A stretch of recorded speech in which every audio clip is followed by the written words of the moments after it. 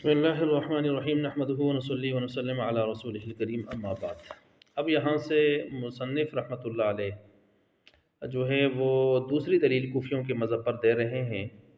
اور یہ video number آپ کے سامنے یہاں پر جو چل رہی ہے وہ 43 ہے، 43۔ اس میں یہ دے رہے ہیں دلیل کوفیوں کی طرف سے کہ فعل اصل ہے، مصدر اصل نہیں ہے، مشتق منہ فعل ماضی کا پہلا صیغہ ہے۔ تو اس کی وہ مثال دے رہے ہیں، دیکھتے ہیں کہ کبھی ایسا بھی ہوتا ہے کہ فعل بغیر مصدر کے پایا جاتا ہے، تو جو بغیر دوسرے کے پایا جائے وہ اصل ہوتا ہے، اور جو دوسرا جو پہلے کے بغیر نہ پایا جائے تو وہ فرع ہوتا ہے، تو فعل اصل ہو گیا۔ مثال کے طور پر لیسا عصا، تو یہ فعل موجود ہیں، اور اگرچہ ان کی پوری گردانیں نہیں ہوتی ہیں لیکن فعل نفس فعل موجود ہیں، اور یہ ان کا مصدر کوئی نہیں ہے، تو پتہ چلا کہ اصل بغیر فرع کے پایا جاتا ہے اور وہ پائے گئے فعل، اور ایسا نہیں ہو سکتا کہ مصدر ہو اور فعل نہ ہو، کیونکہ وہ فرع ہے، فرع بغیر اصل کے نہیں پائی جاتی۔ اچھا جی، اب اس پر ایک اشکال ہوا کہ بھئی آپ کس طرح کہتے ہیں کہ مصدر بغیر اس کے نہیں، ہم مصادر عقیمہ آپ کو بتاتے ہیں، عقیمہ بانجھ جن سے کوئی فعل شعل نہیں نکلتے، تو اس کی مثال دی ہے متن تقسیم، یہ بتا دیے۔ اب متن تقسیم یہ جو بتائے ہیں انہوں نے، تو اب متن اور تقسیم، تو اس کا جواب دیتے ہیں کہ نہیں، یہ متن تقسیم آپ کہتے ہیں اس کے فعل نہیں آتے، ہم دکھاتے آتے ہیں۔ چنانچہ انہوں نے پھر قاموس کے حوالے سے یہ بحث کی ہے کہ متن کا ماضی آتا ہے اور تقسیم کا ماضی اور مضارع دونوں آتا ہے، تو آپ کس طرح کہتے ہیں کہ یہ مصادر عقیمہ ہیں اور ان سے کچھ بھی نہیں آتا؟ نہیں آتے ہیں، بالکل آتے ہیں، ٹھیک ہے۔ تو لہٰذا انہوں نے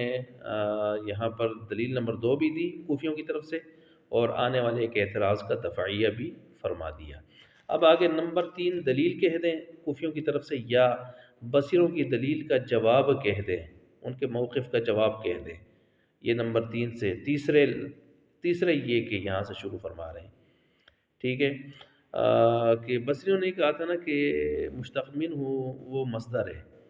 اور ظاہر بات ہے معنی مصدری کا اس کے اندر پایا جاتا ہے، تو معنی مصدری کے لحاظ سے یہ سب میں جب پایا جاتا ہے تو لہٰذا اس کو اصل قرار دیں گے۔ لیکن انہوں نے اس میں ایک سمجھانے کے لیے ایک مثال دے دی بصریوں نے، تو کوفیوں نے اس پر چڑھائی کر دی، یعنی مصنف نے کوفیوں کی طرف سے چڑھائی کر دی۔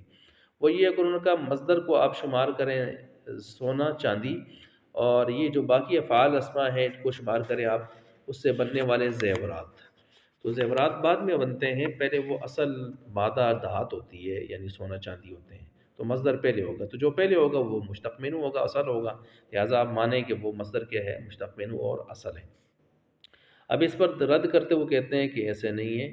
بلکہ یہاں پر بات یہ ہے، وہ کہتے ہیں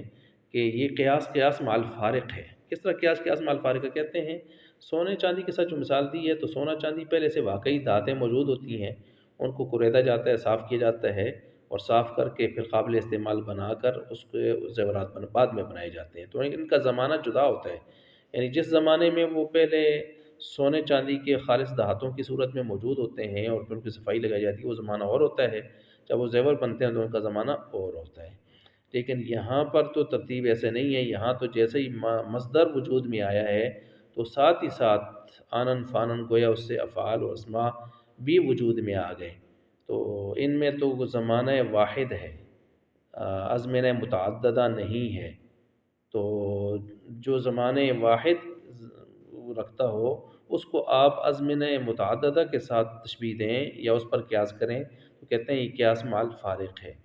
تو لہٰذا یہاں پر انہوں نے کہہ دیا کہ بس دلیل میں فعل کے مصدر سے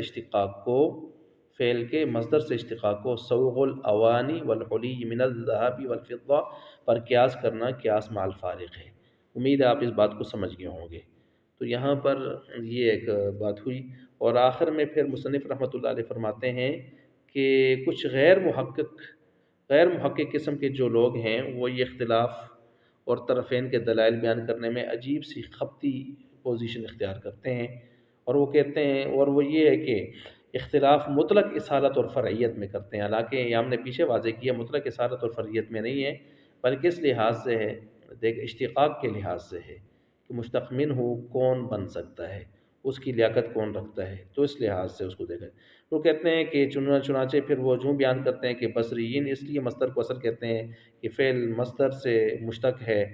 اور کوفیین اس لیے اس کو کہتے ہیں کہ فعل مصدر میں مصدر اعلال میں فعل کا تابع ہوتا ہے، تو اس وجہ سے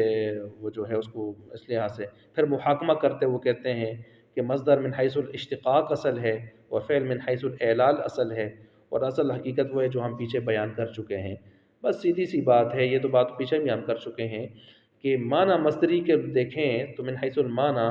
بالاتفاق مصدر اصل ہے،